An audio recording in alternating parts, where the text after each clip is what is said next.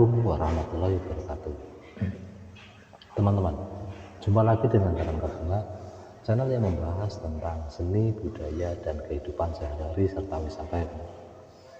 Untuk itu, teman-teman yang baru menemukan channel ini, silahkan tekan tombol subscribe, like, dan share ya teman-teman, agar video ini bisa berkembang, bisa memberi manfaat ke banyak orang, terutama menghibur ya teman-teman, menghibur dan sedikit memberi edukasi pada kita semua tentang kebudayaan, kesenian, kehidupan sehari-hari serta tempat wisata ya teman-teman. Terima kasih kepada teman-teman yang sudah mendukung channel ini. Semoga teman-teman sehat selalu, amin. Teman-teman, sadarkah kita bahwa setiap perkataan kita atau ucapan kita itu adalah sebuah doa, atau dalam bahasa ini ya, bahasa kunonya itu adalah mantra itu teman-teman. Banyak orang mengira bahwa mantra itu hanya bisa diciptakan oleh orang-orang yang memiliki kelebihan atau orang-orang yang tua yang memiliki spiritual yang sangat tinggi, teman-teman. Tapi tahukah teman-teman bahwa mantra itu bisa diciptakan oleh siapa saja, termasuk kita ya teman-teman. Dan bila mantra ini dilafalkan, maka bisa mempercepat terwujudnya keinginan kita ya teman-teman. Misalnya kita ingin agar menarik keberuntungan ya teman-teman, maka kita bisa melakukan meditasi dan melafalkan mantra itu agar apa yang kita inginkan itu cepat tercapai. Teman-teman, mantra-mantra ini dipercaya bisa membuat kita membuat keberuntungan itu segera datang ke diri kita. Ini memang benar. Namun kita sebenarnya itu bisa menciptakan mantra itu sendiri tanpa harus meminta, tidak harus menunggu diberikan bacaan mantra oleh orang-orang tertentu, seperti orang-orang suci, dukun, atau orang-orang sakti lainnya. Kalau teman-teman mengetahui rahasia ini, teman-teman mungkin enggak akan perlu lagi untuk datang ke dukun untuk minta diberikan mantra. Teman-teman, rahasia tentang mantra ini bisa diketahui setelah teman-teman membaca sebuah buku ya, buku Kandapat, karya dari Dr. Wayan Mustika. Dalam buku ini dijelaskan bahwa ucapan manusia sebenarnya adalah mantra. Dalam kebudayaan Bali dan Jawa ada jenis orang-orang tertentu yang ucapannya itu menjadi sabda jadi atau menjadi kenyataan, alias apa yang ia katakan, yang ia bicarakan itu nyata ya, nyata kemudian hari menjadi nyata. Manusia ternyata bisa menciptakan mantra sendiri yang menjadi doa, dan apa yang kita inginkan bisa terkabul ya teman. Mungkin teman-teman waktu kecil pernah bertemu dengan seorang atau sesepuh di suatu desa atau di keluarga. Sesepuh ini tidak banyak omong, tetapi sekalinya bicara biasanya akan apa yang beliau omongkan itu jadi kenyataan ya teman-teman. Atau mungkin teman-teman pernah mendengarkan sebuah kisah ya, sebuah kisah dari almarhum Gus Dur Abdul Rahman Wahid ya. Sudah banyak celotehan atau omongan-omongan beliau yang kini menjadi kenyataan. Padahal waktu itu tidak dipercaya orang, teman-teman. Contohnya seperti prediksi Presiden Soeharto yang akan lengser dari kursi kepresidenan tahun 1998. 11 bulan sebelum Presiden Soeharto jatuh atau lengser, itu Gus Dur sedang bertemu dengan para pengurus Nahdlatul Ulama di Jogja. Dalam pembicaraan berbagai masalah intern tentang Nahdlatul Ulama, namun tiba-tiba Gus Dur bilang dalam bahasa Jawa, ya teman-teman, mengatakan sesuatu dalam bahasa Jawa, yaitu wes rasah kerembuk kui, Pak Harto segera meneh jatuh. Artinya adalah sudahlah, tidak usah berbicara itu lagi. Sebentar lagi Pak Harto itu jatuh dari lengser dari kepresidenan. Waktu itu omongan Gus Dur yang sempat tidak dipercaya orang, sempat diragukan banyak orang, teman-teman. Pasalnya saat itu Pak Soeharto itu telah diangkat menjadi Jenderal Bintang 5 dan didukung oleh kekuatan bersenjata serta ekonomi yang sangat besar. Itu dukungan dari Pak Harto.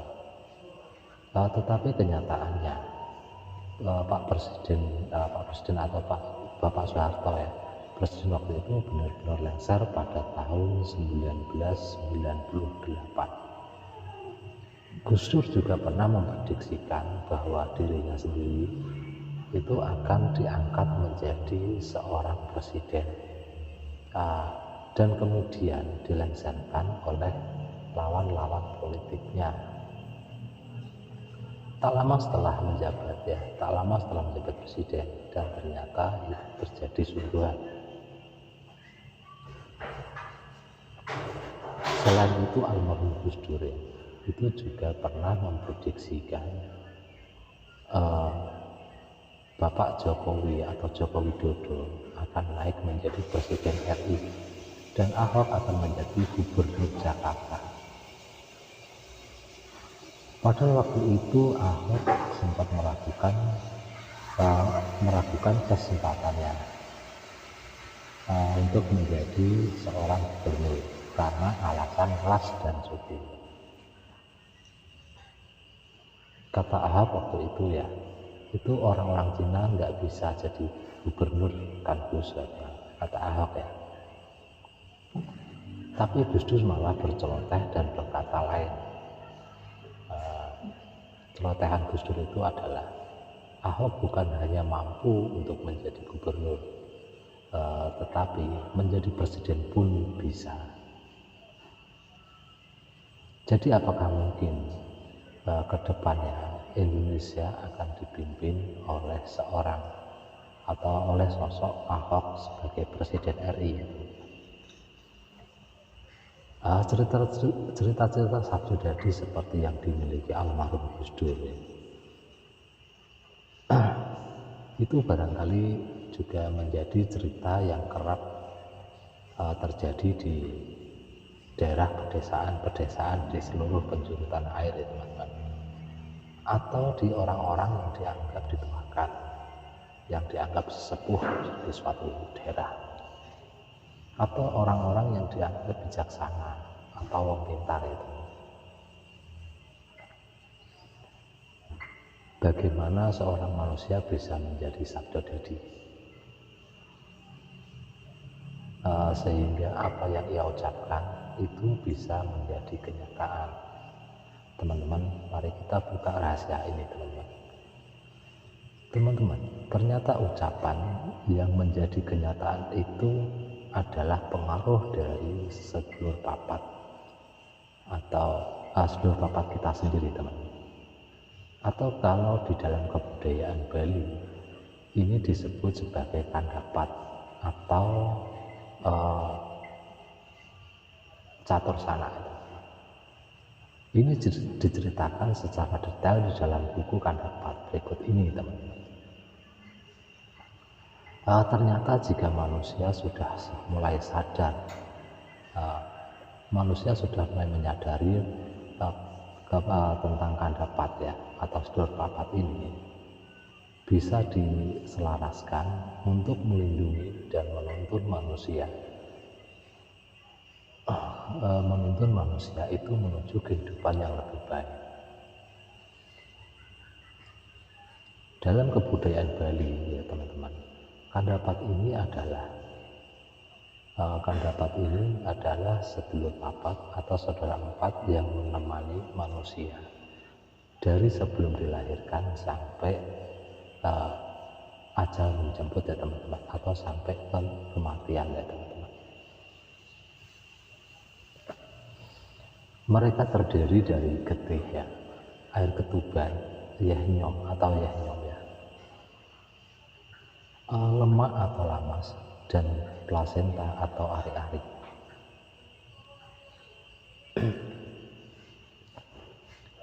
Air ketuban sendiri dianggap sebagai saudara yang paling tua ya teman-teman.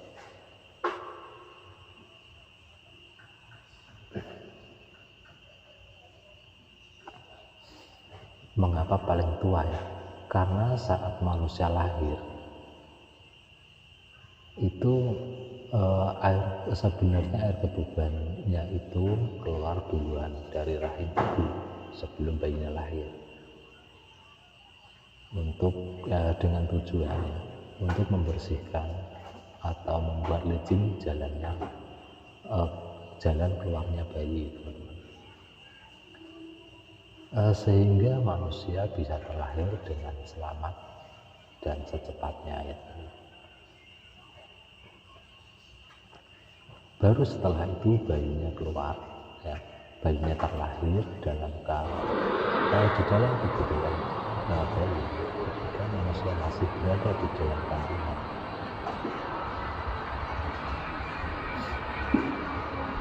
Air ketuban itu disebut sebagai air api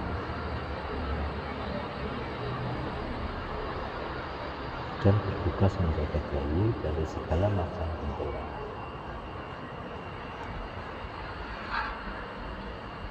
Dan ketika manusia sudah lahir, air ketuban tersebut disebut sebagai iratu murah tangkep langit ya, dalam kebudayaan Bali iratu murah tangkep langit ini dipercaya berastana di Belimbing Buku yang ada di sebelah barat laut halaman rumah, sebagai dewanya para binatang atau para hewannya. Sedangkan dalam diri manusia, dia berastana pada seluruh kulit, dan berwujud sebagai Amrita Sanjiwang atau air terbuka. Dia bisa mengangkatkan diri keluar sebagai air bunga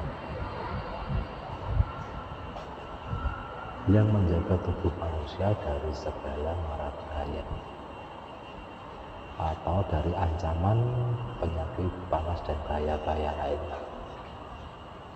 Tapi keringat tubuh manusia bisa tanpa keringat, tubuh manusia bisa terbakar karena panas akibat matahari, suhu ataupun aktivitas fisik lainnya. Air keringat juga memperingatkan manusia akan datangnya satu bahaya lainnya.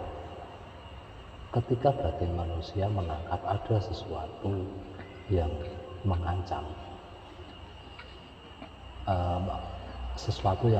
keselamatan kita, maka manusia bisa mengeluarkan keringat dingin. Teman-teman bisa rasakan itu kan. Pada saat manusia kekurangan energi, tubuh juga akan mengeluarkan keringat dingin sebagai tanda untuk segera diisi ulang atau segera dikasih makan dan minum, sebelum manusia itu pingsan, kelelahan ataupun kelaparan. Karena disebut sebagai dewanya para binatang atau para hewan, di mana ini tentu saja sifatnya filosofis ya teman-teman. Maka sedulur yang paling tua ini, kalau kita dekati dengan, kalau kita bisa dekat dengannya,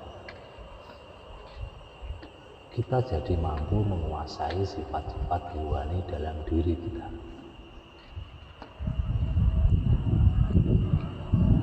Jika manusia mampu menggunakan sifat-sifat hewani di dalam diri kita, manusia juga mampu untuk mengendalikan segala hewan yang ada di bumi ini. Tapi jika manusia melupakan sedulur paling tua ini, maka manusia justru bakalan dikuasai oleh sifat-sifat hewani yang ada di dalam diri kita.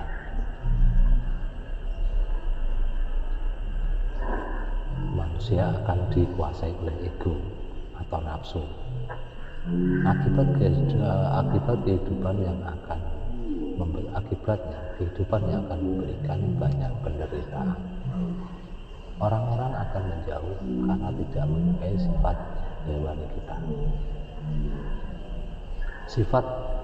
Sifatnya yang jelas seperti binatang berburu ya teman. Dan tindakan-tindakan manusia jadi berdasarkan pada otak reptilnya saja ya teman. Dimana kalau dalam biologis,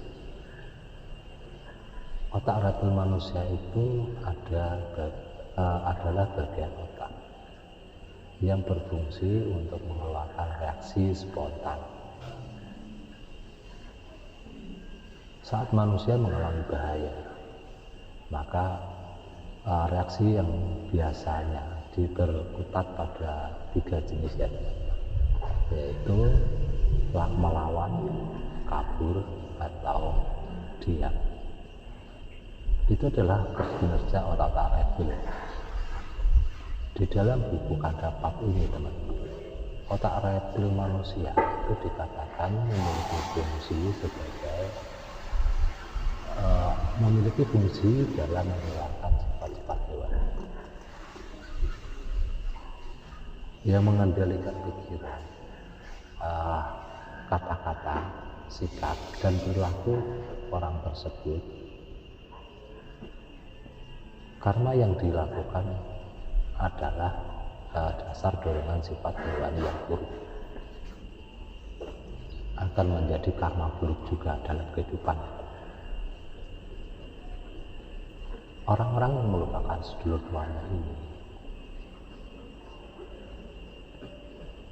maka kata-katanya akan penuh dengan kebohongan, caci maki, dan ujaran kebencian yang ada teman-teman, ataupun perkataan buruk yang menyakiti sesama. Tapi bagi manusia yang ingat dan sadar akan sedulur tuanya ini, dan selalu meminta agar dijaga dan dituntun dalam kehidupannya, maka kata-katanya akan tetap terjaga. Manusia jadi paham bahwa setiap kata-kata, manusia akan paham bahwa setiap kata-kata adalah mantra yang bisa menjadi doa dan akan terkabulkan menjadi kenyataan. Jadi ketika manusia sudah menyadari itu semua, sedulur papatnya itu sendiri, dan sudah mulai bisa mengendalikan sifat hewani dalam dirinya sendiri, maka kata-katanya akan terjaga dan selaras dengan isi batin.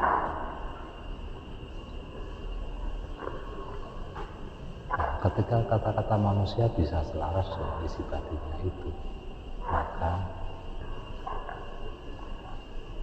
apa yang diucapkan manusia itu berpotensi menjadi sabda dadi.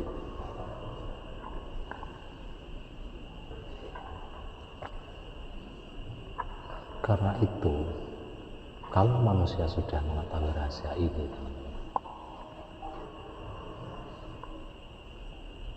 maka manusia jadi bisa menciptakan mantra-mantra sendiri untuk mewujudkan apa yang ia inginkan. Masih banyak lagi rahasia-rahasia tentang sedul papat lainnya yang bisa dieksplorasi. Selengkapnya bisa teman-teman baca sendiri di dalam buku Kandapat.